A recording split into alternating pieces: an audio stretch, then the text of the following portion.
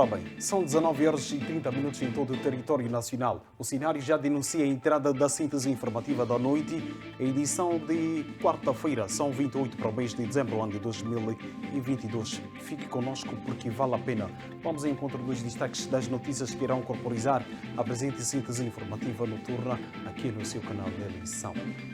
Instituições de lazer na cidade de Maputo manifestam prontidão para fazer, diga-se, o momento da virada do ano num momento de diversão e de muita festa. As mesmas foram ouvidas pela nossa equipe de reportagem, onde disseram que o momento, obviamente, será transformado num momento de verdadeira diversão, acima de tudo, de muita festa. É uma nota para acompanhar o seu desenvolvimento dentro de alguns instantes. Ainda na atualidade nacional, Serviço Nacional de Investigação Criminal sem pista dos malfeitores envolvidos no assassinato do empresário Ali Mamadi na última terça-feira, no dia 14 de dezembro. Ainda no quadro operativo do Serviço Nacional de Investigação Criminal, 2 jovens encontram-se detidos em conexão com roubo de viaturas, onde chegaram a faturar cerca de 800 mil meticais devido à venda das mesmas. No plano internacional, tentativa de golpe do Estado na Gâmbia leva o governo a abrir uma comissão de inquérito para buscar ou averiguar os prováveis envolvidos nesta tentativa de golpe do Estado neste país do continente africano. Ainda no plano internacional, vamos reparar para esta retoma da divulgação dos resultados da pandemia da Covid-19 na China. E também vamos reparar para a guerra no leste europeu. São notas que merecem o seu desenvolvimento dentro de alguns instantes, pelo que, mais uma vez, fazemos votos sinceros de uma linda noite e que fique conosco porque o melhor da imagem nacional e internacional é para acompanhar Jéssica. Boa noite.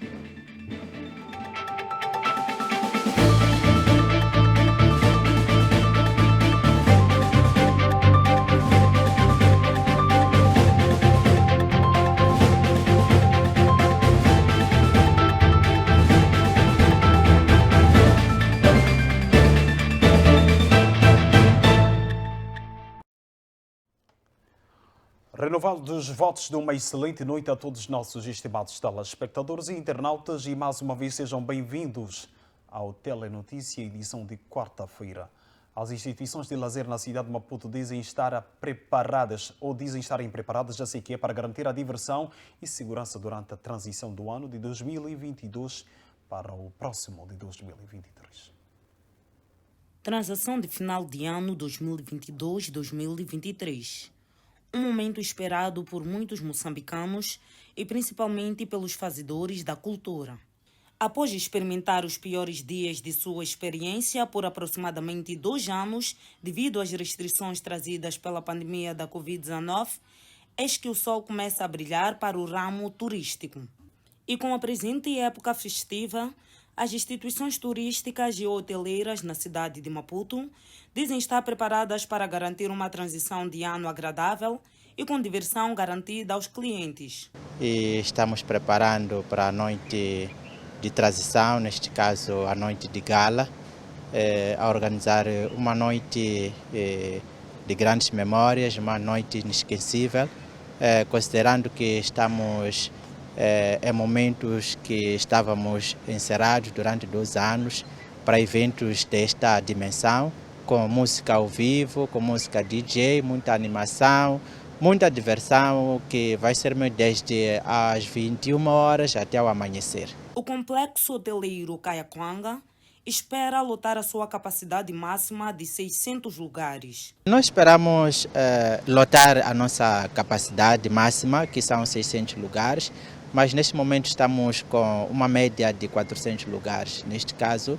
estamos a 80%. E porque a diversão está garantida, o Kayakwanga vai tomar medidas de modo que haja máxima segurança. Condições de segurança estão acauteladas. Temos o serviço de bombeiros já contratado, temos serviço de proteção pública já contratado, temos segurança interna também ativada e um reforço. De ressaltar que este é o primeiro ano em que as instituições de lazer e diversão voltam às suas atividades normais após cerca de 24 meses de paralisação das atividades. Para trás o apontamento de reportagem em volta do nível de prontidão das instituições de lazer para responder à procura durante as festas da virada do ano, pelo menos na cidade de Maputo. Vamos a outras notas que marcam a atualidade nacional. O Serviço Nacional de Investigação Criminal está na posse de 12 indivíduos acusados de roubo de viaturas na capital do país, onde chegaram a faturar cerca de 800 mil meticais devido à venda das mesmas. Trata-se de 12 indivíduos de sexos opostos que se encontram às contas com o Serviço Nacional de Investigação Criminal, indiciados pela prática dos crimes de burla, falsificação de documentos e furto de viaturas. A cidadã indiciada dirigia-se a estabelecimentos de aluguer de viaturas como cliente e não as devolvia. Aluguei os carros, fui para pedir dinheiro. Disseram que tinha que estar em meu nome. Então fui para lá, para Matol. Procurei alguém para poder tratar para mim. O moço tratou, ficou em meu nome e penhorei. Fui alugar o carro. Saí, fui falsificar o título de propriedade e fui penhorar os carros nos agiotas. 100 mil de cascada. São quantos carros? 2. Já o indivíduo do sexo masculino, também de 27 anos de idade, optava pelo furto de viaturas na via pública. O indiciado considera-se inocente. Sim, sou inocente, não roubei a viatura. A polícia, quando interpelou, me perguntou quem está com a viatura. Então, respondi que sou eu. Então, disseram, entra no carro. Algemaram, entrei no carro. Tivemos uma audição onde estava lá a dona da viatura, onde fui ouvido e ela também foi direcionada a algumas questões, onde ela confirmou sim que esteve no local e que houve a situação de empurrar-se o carro, só que ela não detalhou mais, não sei porque talvez estava sob efeito do álcool, porque ela passou para o banco de trás, estava grossa. Então ela não detalhou muito, então não sei se talvez o namorado a quem ali estava com ela, se tivesse aparecido no posto, talvez teria dado um pouco de mais detalhes, não sei. O Cernic diz que estão a ser feitas diligências para aferir o envolvimento de mais integrantes no esquema de burla e furto de viaturas. No primeiro caso, acreditamos que, além da cidadã já detida, existam mais outros cidadãos que neste momento estamos a trabalhar, porque estamos a falar de documentos autênticos que foram falsificados, estamos a falar de títulos de propriedade, assim como livretes que têm lá um selo, um carimbo que aparentemente é original, é institucional. Então acreditamos que possam existir lá indivíduos que tenham, de certa forma, influência para poder ter acesso a essas mesmas assinaturas, assim como carimbo, para poder concretizar a falsificação destes títulos de propriedade. Então, existimos que existem mais indivíduos e estamos a trabalhar para, a breve trecho, poder ter na nossa posse e responsabilizá-los pelas suas ações. Continuamos no quadro operativo do Serviço Nacional de Investigação Criminal, que diz estar a trabalhar para encontrar os autores da morte do empresário Ali Mamadi, raptado no dia 14 de dezembro e assassinado na terça-feira da semana passada. Com vista a travar o índice de raptos e sequestros que nos últimos tempos assola o país, o porta-voz do Serviço Nacional de Investigação Criminal, Hilário Lolli, disse que a polícia vai evitar esforços para combater o malefício que preocupa toda a sociedade. Quanto aos casos de sequestro, o Cernic está a trabalhar em coordenação com as outras forças. Já dissemos em várias conferências apresentadas, assim como já apresentamos vários indivíduos detidos em conexão com esses casos, assim como também temos processos que já foram esclarecidos relacionados com estes mesmos casos. Nós continuamos a trabalhar para chegarmos até os prováveis mandantes e, com isso, talvez mitigar a ocorrência desses fatos. Após ser anunciada a morte do empresário Hayum Mamadi, sequestrado a 14 de dezembro e morto na terça-feira desta semana, o Cernic disse que não pode dar mais detalhes sobre o caso, ainda em investigação. Em relação a este caso, o Cernic está a trabalhar podendo trazer alguma informação quando for o momento oportuno. Neste momento não é oportuno trazermos qualquer informação porque estamos a trabalhar sobre o risco de criarmos alguns transtornos para aquilo que é o esclarecimento do caso. Sobre os supostos agentes da corporação que possam estar envolvidos em crimes, o porta-voz do Cernic disse: sobre o envolvimento de agentes do Cernic, quando temos algum agente do Cernic envolvido nestas ações, o Cernic tem tomado medidas disciplinares, assim como criminais, para poder responsabilizá-lo por essas ações. Assim como no seio da própria corporação, temos feito vários trabalhos no sentido de poder estancar ou eliminar aqueles funcionários que se desviam daquilo que seria o trabalho pelo qual foram incumbidos fazer. Ora bem, olhamos para outras notas que marcam a atualidade nacional. Num contexto político, o analista político, neste caso Augusto Palembe, afirma que a precariedade das vias de acesso em todo o território nacional contribui significativamente para o elevado índice de sinistralidade rodoviária que se tem assistido nos últimos tempos em todo o território nacional. Acidentes de viação. Nos últimos tempos, o índice de sinistralidade rodoviária tem vindo a aumentar.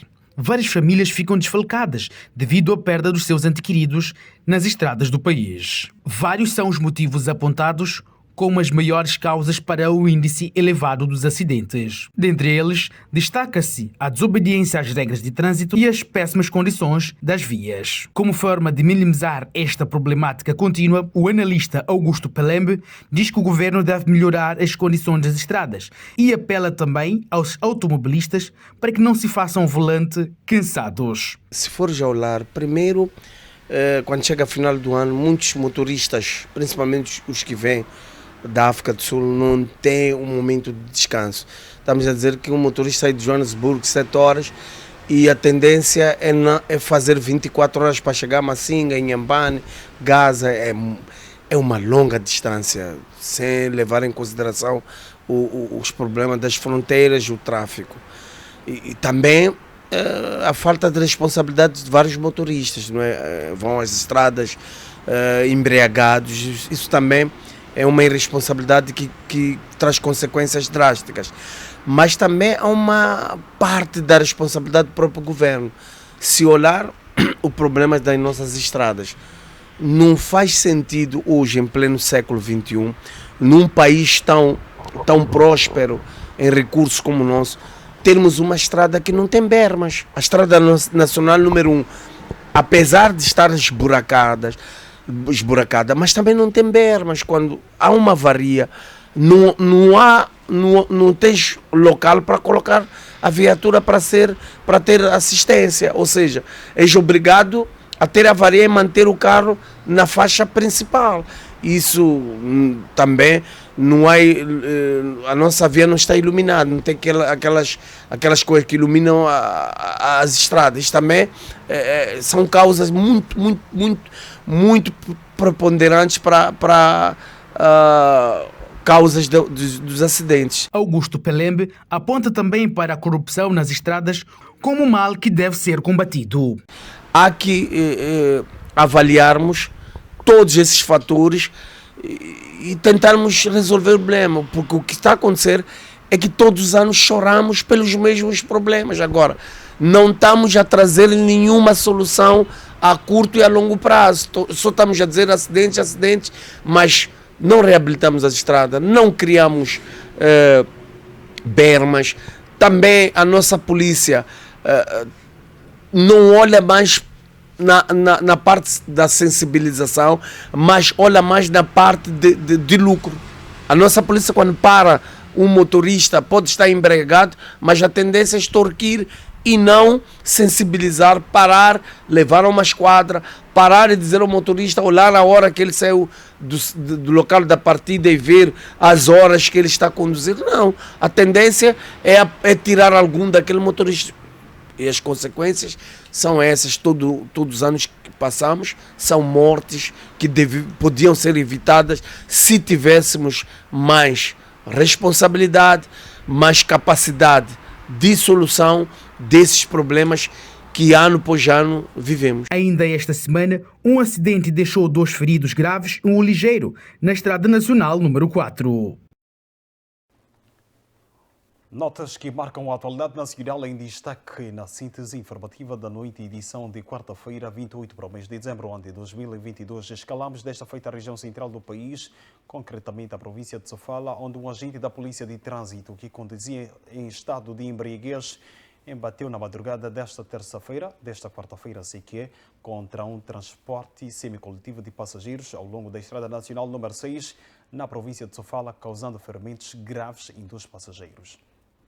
A sinistralidade rodoviária aconteceu na madrugada desta quarta-feira na Estrada Nacional N6. O agente da Polícia de Trânsito acabava de consumir bebidas alcoólicas numa das barracas das proximidades da via pública.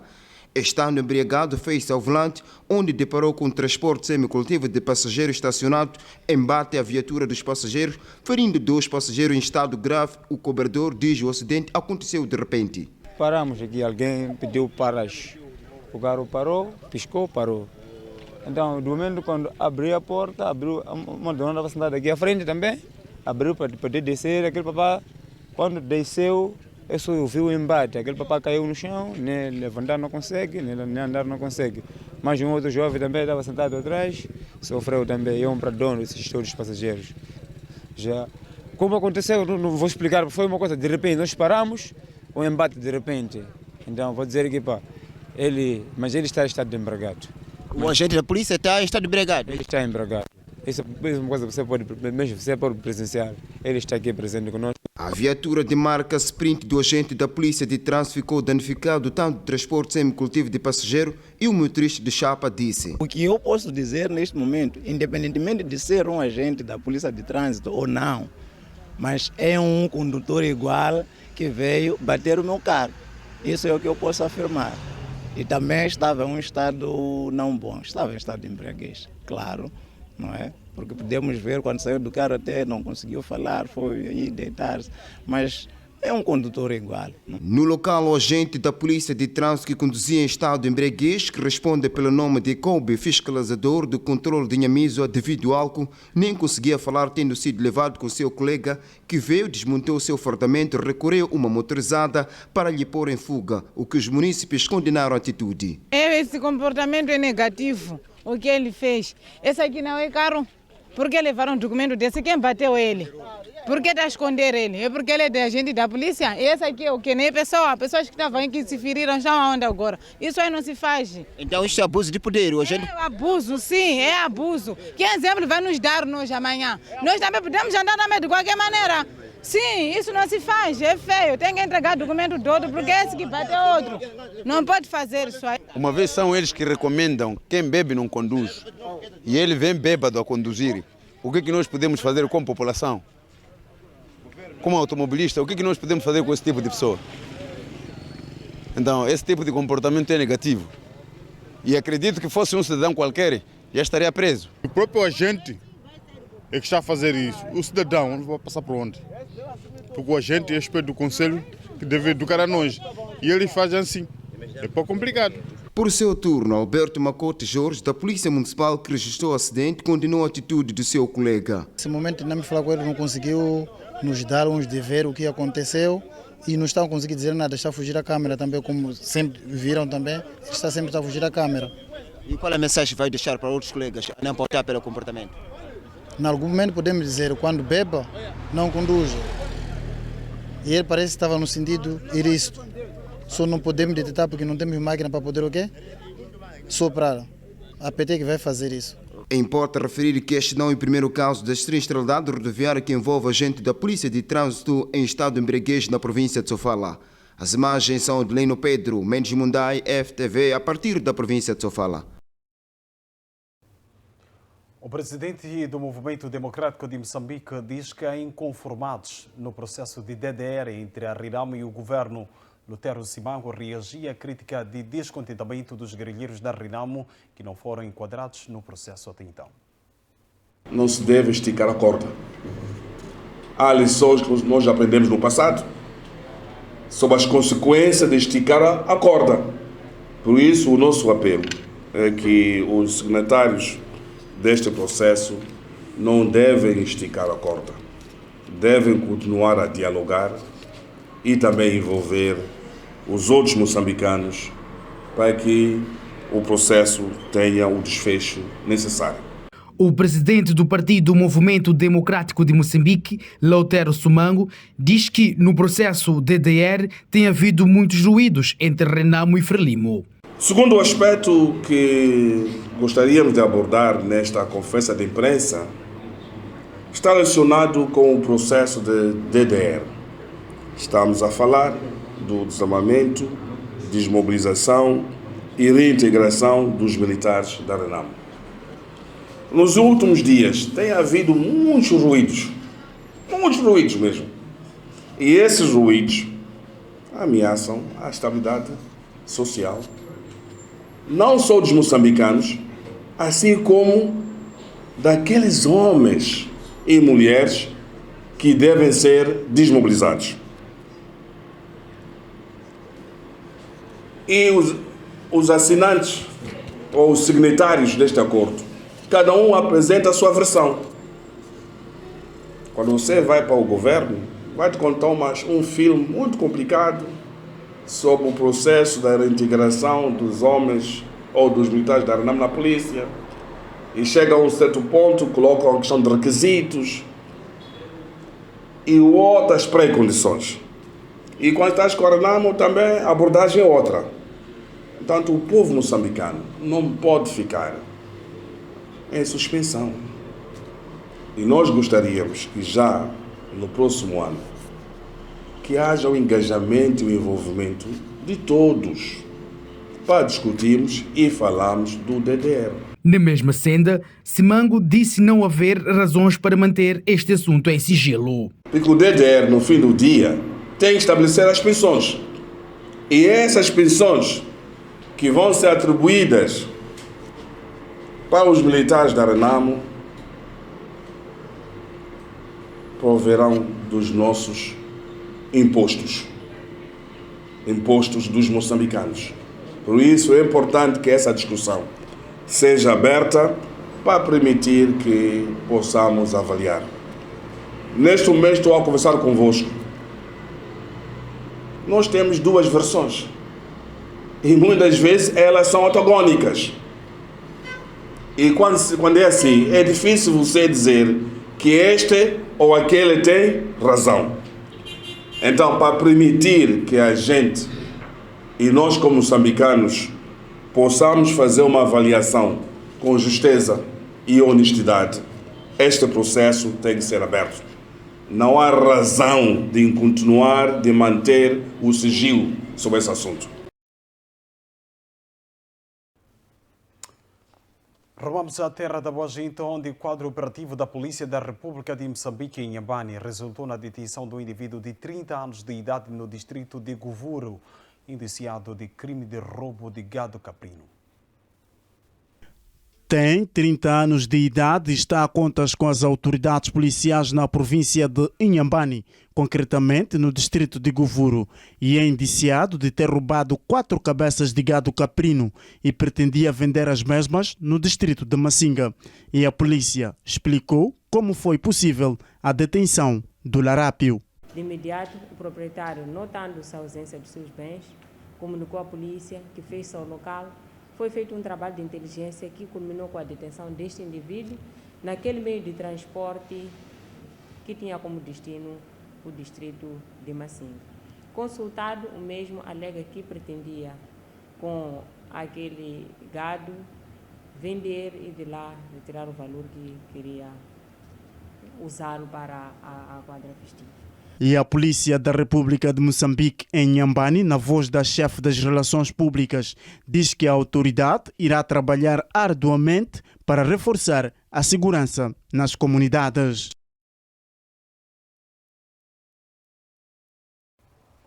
Ora bem, o Comando Provincial da PRM em Inhambane trabalha no sentido de manter a ordem e tranquilidade pública com a detenção de um indivíduo de 30 anos de idade que dedicava-se ao roubo de gado caprino num período das festividades para a transição do ano. Olha, vamos aonde? Vamos ao encontro da previsão meteorológica válida para amanhã, dia 29 para o mês de dezembro, ano de 2022, segundo o Instituto Nacional de Meteorologia. Capital Provincial de Cabo Delgado, cidade de Pemba, terá uma máxima de 33 graus Celsius, uma mínima de 23 de máxima e mínima de 16 é o tempo em previsão para a cidade de Lixinga. Por fim, Nampula, a previsão de chuva, pico de máxima são 30 graus Celsius e uma mínima de 19 graus Celsius. Região central do país, entrada capital provincial da Zambésia, cidade de Quelimane, pico de máxima 31 graus Celsius, mínima são 22, 33 a 32 assim que é para Tete, mínima de 23, 27 para Chimoio, 16 de mínima, 18 de mínima para Beira e 29 de máxima. Céu parcialmente limpo na capital provincial de Sofala, previsão de chuva em Tete e Chimoio igualmente. Vamos escalar por fim a região sul do país, cidade de Inhambane, 30 de máxima, 24 de mínima, cidade de Xai-Xai, previsão de chuva, máxima 29, mínima 24, por fim, cidade de Maputo, mínima 22, máxima 31 graus Celsius. Este é o tempo válido para amanhã, quinta-feira, em todo o território nacional, com particularidade para a região sul do país. Vamos fazer uma ponte. Vamos atualizar a informação cambial para a aquisição das moedas estrangeiras na base do metical. Começamos, como tem sido habitualmente, com a moeda norte-americana, se preferir, o dólar norte-americano, que neste exato momento pode ser comprado a 63 meticais e 24 centavos. À venda são 64 meticais e 5 centavos. Rando sul-africano, 3 meticais e 71 centavos. Preço da compra-venda, 3 meticais e 78 centavos é a venda. Dólar, aliás, euro, 67 meticais e 16 centavos a compra, a venda são 68 meticais e 5 centavos. A libra, 76 meticais e 31 centavos a compra, venda são 77 meticais e 83 centavos. Esta é a informação cambial e também a atualização de tempo para acompanhar já amanhã quanto ao tempo. E neste exato momento nós temos encontro de uma curta pausa, retomamos dentro de alguns instantes com as notícias que marcam a atualidade internacional. Até já.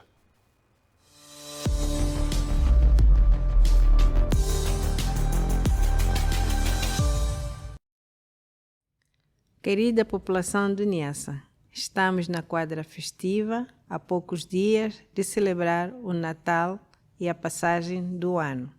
Como sabemos, esta é a época de festas, alegria, convívio familiar e de renovar a esperança. Termino agradecendo a todos os parceiros da comunicação social e desejar a todos um Feliz Natal, Ano Novo Próspero de 2023.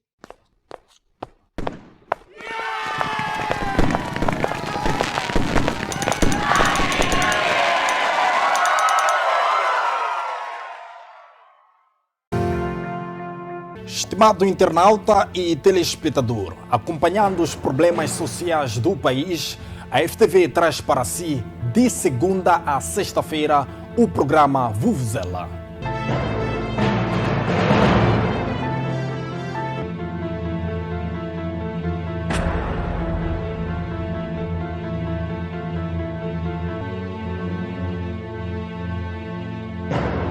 Jornalismo dinâmico e responsável, trazemos as notícias do dia a dia dos moçambicanos. Desde casos candentes. Quem dominava essas tabelas pequenas era eu. Quem fazia os cálculos era eu. Essa é que é a confusão. Muito bem. Desculpa, meritíssimo, posso acrescentar? Só quero acrescentar para esta confusão ficar esclarecida. Debates e também reportagens na sua localidade. Esses gatunos, quando entram na cadeia, não ficam. Logo saem. Estou cansado, vai deixar da gente as nossas casas, não tem onde dormir, não tem nada, é água só. Se paga aqui nesse bairro, não existe. Não existe se paga nesse bairro. Temos um encontro marcado das 12 às 3, de segunda a sexta-feira, aqui na FTV, na televisão que faz da sua visão uma realidade.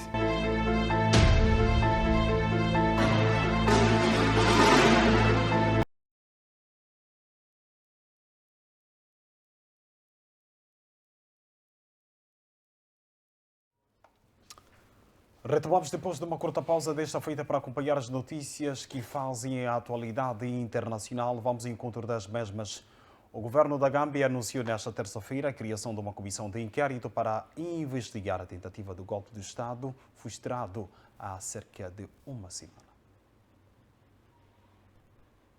A comissão de 11 pessoas inclui membros do Ministério da Justiça, da Polícia, Exército e Serviços de Inteligência e tem 30 dias para investigar, preparar e apresentar o seu relatório, afirmou o porta-voz do governo.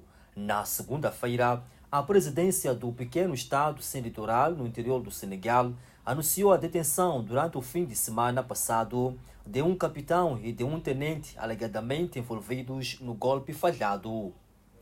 5 outros soldados estão detidos por alegada ligação com o caso.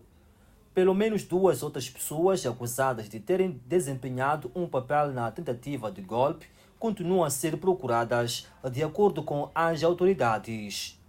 Esta é a mais recente tentativa de golpe na África Ocidental desde 2020, após 2 golpes bem-sucedidos no Mali e no Burkina Faso e outro na Guiné-Conakry, tentativa na Guiné-Bissau. O ato tem sido condenado pela comunidade internacional.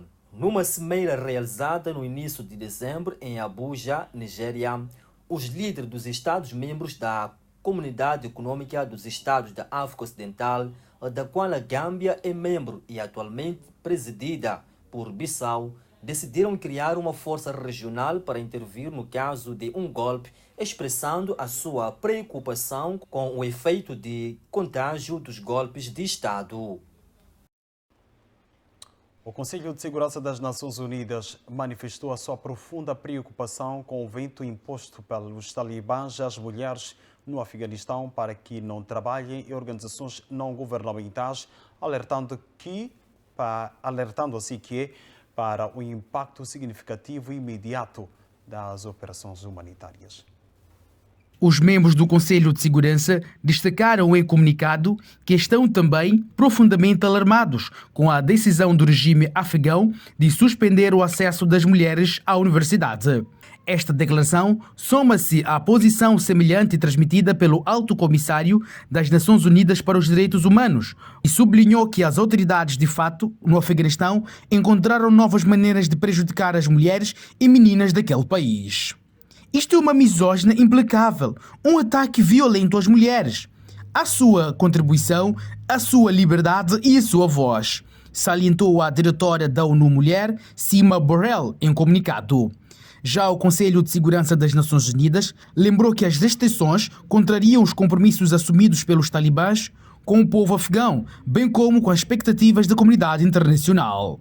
O mais alto comissário da ONU também reiterou o seu apoio à representante especial da Secretaria-Geral da ONU e à sua missão de assistência dos direitos humanos no Afeganistão, que esta lidera, e destacou a importância de poder cumprir o seu mandato, inclusive através de uma monitorização e relatos da situação.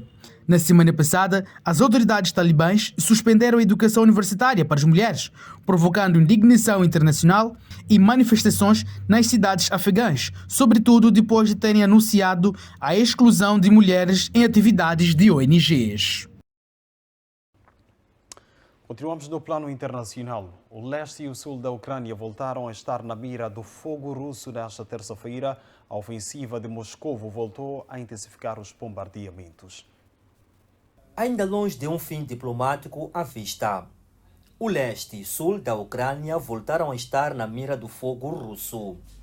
A ofensiva de Moscou esta terça-feira chegou horas depois de o Kremlin ter reforçado as exigências impostas a Kiev para colocar um termo à guerra. Apesar da retirada russa de Kherson, os ucranianos continuam a chorar as vítimas dos bombardeamentos que não cessam. Ainda esta madrugada, a Rússia bombardeou uma maternidade da cidade do sul do país. Nenhuma vítima foi registrada. Noutra frente, a Ucrânia tenta travar um desastre humanitário devido às baixas temperaturas que se fazem sentir durante o inverno. As autoridades ucranianas estão a fazer todos os esforços para restaurar a rede elétrica no país e permitir à população entrar no novo ano com luz. Mas as hostilidades parecem vir apenas reforçar os apelos de Volodymyr Zelensky à comunidade internacional. Numa mensagem virada para o futuro próximo, o presidente ucraniano traçou já as metas para 2023, que após a libertação da Rússia passam pela restauração da Ucrânia, o regresso do povo a casa, uma maior aproximação do Estado e parceiros-chave, a abertura de novas oportunidades para a Ucrânia no mundo. A Ucrânia prepara-se, no entanto, para reforçar a defesa na fronteira com a Bielorrússia. A medida que surge em resposta à parceria reforçada entre Vladimir Putin e Alexandre Lukashenko na reunião das nações ex-soviéticas esta terça-feira em São Petersburgo. Apesar das crescentes perdas humanas e materiais do crescente isolamento internacional, o presidente russo não se mostra disposto a mudar de tática. Numa recente entrevista à televisão russa, Putin afirmou que o seu ataque à Ucrânia visa unir o povo russo.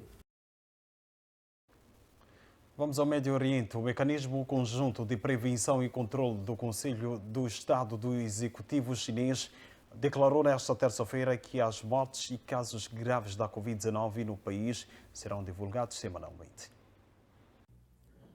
A Comissão Nacional de Saúde já havia anunciado na segunda-feira que, a partir de 8 de janeiro, a Covid-19 deixará de ser uma doença de categoria A, um nível de perigo máximo, e para sua contenção são necessárias as medidas mais severas para passar a ser de categoria B, que contempla um controlo mais frouxo, marcando assim o fim da política Covid-0 que vigorava há quase 3 anos.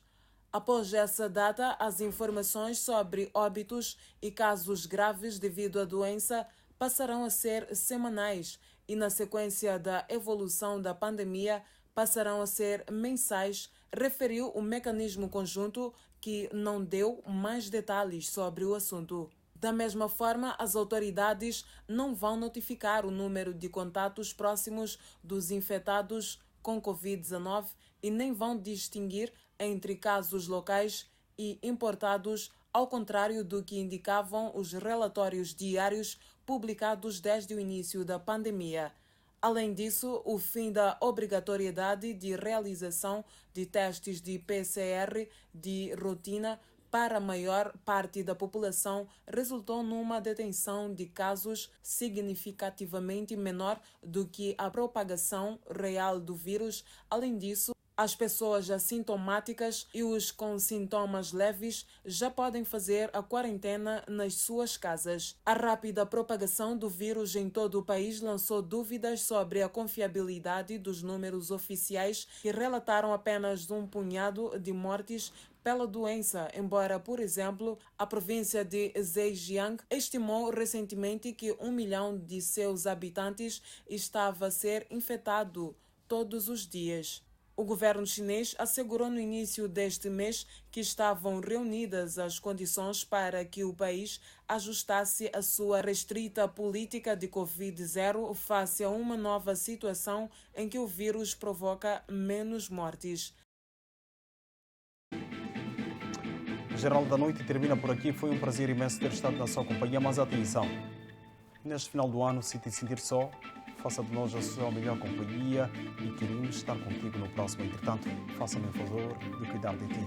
Voltamos a ver-nos amanhã pontualmente às 19h30. Boa noite, que tudo corra bem.